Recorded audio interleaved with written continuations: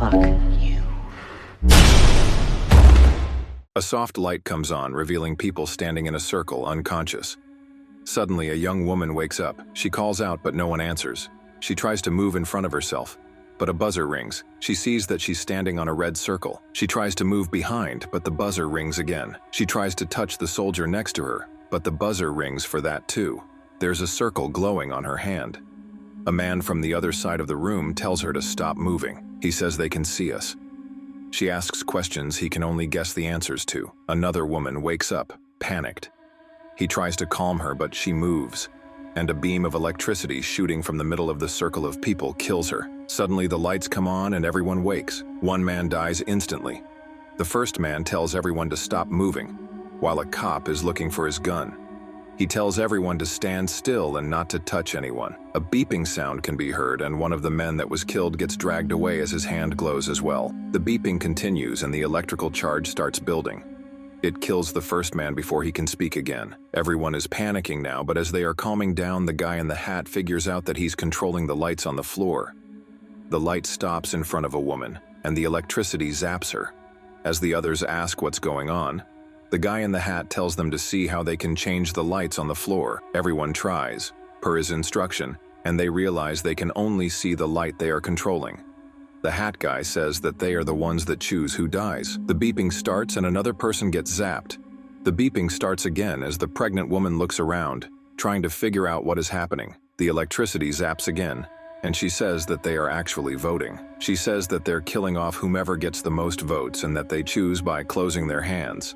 Someone suggests they all vote for the dead one, and they all agree.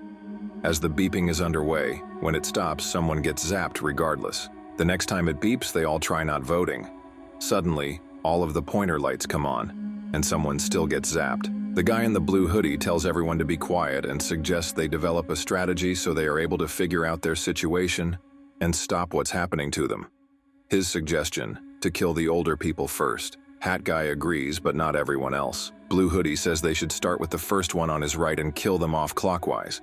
Pregnant lady disagrees, but no one has a better idea. The beeping continues, and the first old man begs, but the zapper gets him since the majority agrees with Blue hoodie's strategy. They try to figure out what's happening to them. They ask the soldier, thinking he might know what it is, like an alien invasion or something similar, but he's just as confused as the rest of them. A man in the back starts speaking about what he remembers from before he woke up there. He remembers being stuck in a traffic jam, then running before everything went dark. A few others say they remember the same thing. The beeping starts again and they vote for the second old person. The guy remembers being pulled up in a ship. He also remembers a red room with bodies piled up, which he now thinks weren't dead but actually drugged. They all vote for the third old person. As they continue their conversation, the fourth old person says he also remembers something. Maybe the aliens, how they spoke and what they looked like. Some of the people don't believe him, thinking he's lying to save himself, but he gets zapped.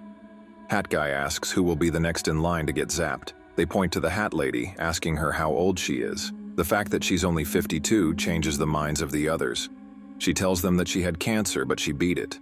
Blue hoodie thinks that since she is more likely to die than the rest of them, she should be next. A doctor interjects, saying that's not true. To that, Blue hoodie says that since she's over 50, she needs to go, but some of the others disagree, wondering how low the age limit would get.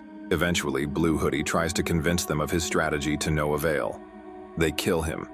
Cancer lady suggests that they should start figuring out why they were chosen for the circle, though some of the others think that it was a random scenario. She says that they should try to learn more about each other. Beth goes first and tells the others about herself. As she speaks, the beeping starts again and she gets zapped.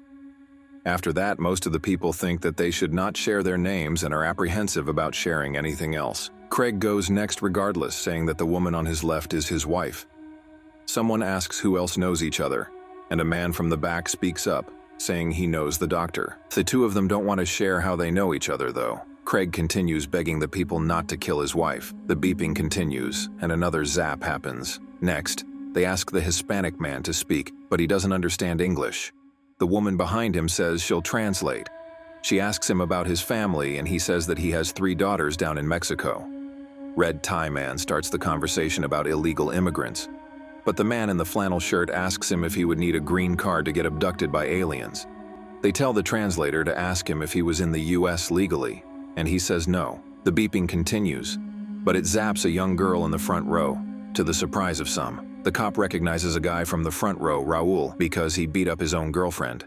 Cancer Lady asks if he's sure it was him. The exchange between the cop and Raul becomes more about profiling and prejudice than about what he could have possibly done for the cop to know him. When they start asking if he did beat up his girlfriend, he says that she got what she deserved. Next round, Raul gets zapped. After that, the blonde from the front row says that maybe they're supposed to figure out who's good and who's bad. She says there must be a reason why they're there, but the man next to her doesn't agree, saying that maybe the whole point is for them to kill each other while the aliens watch. However, the blonde guy behind her interprets her question as figuring out who deserves to live, so they wonder what they should base it on. While the beeping continues, it zaps the Muslim woman from the front row. The African-American man asks the racial question and stirs the conversation. The white people at first say that in that room, nothing is fair, and the other African Americans tell him not to continue with the conversation because he will only make himself a target. Hat Guy agrees with them. The question reveals how people actually feel about race. The cop is the next one to speak, revealing his racism and prejudice. The beeper starts. The cop dies. The soldier thinks that they shouldn't talk about their opinions and prejudices, but the African American man disagrees, saying everything should be on the table. The soldier and the translator say that they shouldn't turn on each other and instead try to figure out what is happening to them. The next time they vote, they try voting for themselves, but it doesn't work, so they try voting for the person next to them. Someone still gets zapped because somebody made a mistake. They try the same thing again, and the pregnant woman helps the kid next to her. Suddenly, the pregnant girl and a man are chosen, so everyone votes again. The man gets zapped. The guy from the back says he voted for the man because he saw him voting for the pregnant girl. He says that the way the game was designed, in the end it will get down to the pregnant girl or the kid. To that, the blonde guy from the second row replies that if they get rid of them, everyone will have a better chance. The guy in the flannel shirt says that it should be one of them to walk out, but Red Tie disagrees. Cancer Lady says that the pregnant girl counts as two people. The voting begins, and it's another tie between an older woman and a kid. They vote for the lady. The guy from the back and the soldier think that they should protect the two of them, but the man with the glasses wants to know what they're like first. He asks the kid questions. When the voting begins, it's another tie between the pregnant girl and the kid. The guy standing behind them says to kill them both, but he gets zapped instead. Craig suggests they should ask for volunteers. They go around the circle, but no one steps up until a teenager says he'll volunteer. They argue if they should ask him why he would do it. Eventually he does answer, saying he doesn't want to kill anyone. Flannel Shirt says that he's a kid and that it's not fair to let him do it. Red Tie and Glasses Man disagree, so they ask if he's sure. An older gentleman from the back volunteers in his stead, and when the beeping starts, he walks off from his circle. Red Tie and Glasses still insist they should ask for volunteers, but they're not willing to do it themselves. Flannel insists that everyone except the pregnant girl should step forward. Glasses asks the teenager if he still wants to go through with it. After the beeping, the boy steps out and dies. The group expects the soldier to volunteer, but he refuses, saying he has already sacrificed enough and wants to return to his family. Time runs out until a woman steps forward, saying she lost her son. The deacon comforts her, and she accepts her fate. When the group realizes he's a deacon, the man in the black suit mocks him. Religion becomes the next topic. Black Suit declares the Zapper is their only god and hunts for atheists. He and a woman tie in the vote, but she dies. He continues antagonizing, harassing a blonde woman until he is killed in the next round. Glasses argues that those without children should sacrifice themselves. Craig says he has a daughter. Red Tie Man questions a woman about her family, but she turns it back on him. Later, she reveals she's gay, and when Red Tie reacts with homophobia, the group votes him out. The group debates what happens when only two are left. Flannel offers to sacrifice himself, while others argue over trust. Eventually, a tied vote kills both the blonde woman and the man who knew her. Glasses starts targeting the pregnant girl, asking about her job and calling himself a valuable banker. He provokes others, and eventually, the translator dies. The Hispanic man sacrifices himself for the child. Alliances form. One side wants to protect the girls, the other doesn't. The numbers dwindle. Craig and his wife are exposed as liars when she fails to recall his name, and he admits it was her idea. He dies, leaving her to defend herself. The blonde guy takes control, reminding everyone they are all killers and pressuring the survivors to choose sides. Then he asks the woman next to him to join him by playing on her feelings about her family. The voting begins and ends with a five-way tie between the blonde guy, the soldier, cancer lady, blonde woman, and the gay woman. Only the blonde guy remains after the revote. The deacon is crying and the blonde guy continues with his strategy, then asks the pregnant woman for her vote. She says no. The guy in the back stays on his position about the strategy. The deacon apologizes to the pregnant girl and steps off. The guy in the back and the blonde guy realize that they would need to change strategies, so the blonde guy says to trade with him for one of the girls, and he'll give him the fake wife.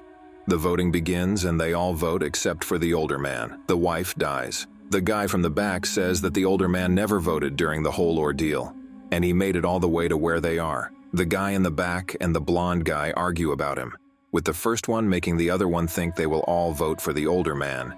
But him and the pregnant girl have an understanding about who they will be voting for. The zapper kills the blonde guy. Only 4 of them remain. This time they will all vote for the older man because they don't have another choice. He does. The guy is left with the 2 girls, and they talk about the reason why all of it is happening. He says that maybe the aliens are conducting an experiment to see what humans are like and what matters to them. The pregnant girl asks why they would do that by making them kill each other. So the guy answers that by choosing who dies, they can see the way people judge each other and how they think. Next, he tells the 2 girls that the 2 of them would have to decide which one of them dies. He can't make that decision for them. The kid cries because she's made her decision. She'll go for the sake of the baby. He tells her that they'll go together, but at the last minute, when the kid steps out of her circle, he votes for the pregnant girl. Both girls fall over, but nothing happens. He's still trapped in the room. Another vote begins. He curses the aliens, thinking that they'll kill him regardless, and he doesn't vote. When the beeping stops, he sees that he's tied with the baby and has to choose between the baby and himself. He chooses the baby to die. He wakes up outside, looking up at a spaceship. When he stands up, he sees that there is more than one of them. He played everyone in the room to get to the last round of the voting circle, knowing what he would do if he got there. He saved himself. And to save yourself a nice story, you simply need to click on my recaps on the right. Don't forget to subscribe and drop a like along the way. I wish you a great day. Grab your popcorn, enjoy yourself, and see you soon, my friend.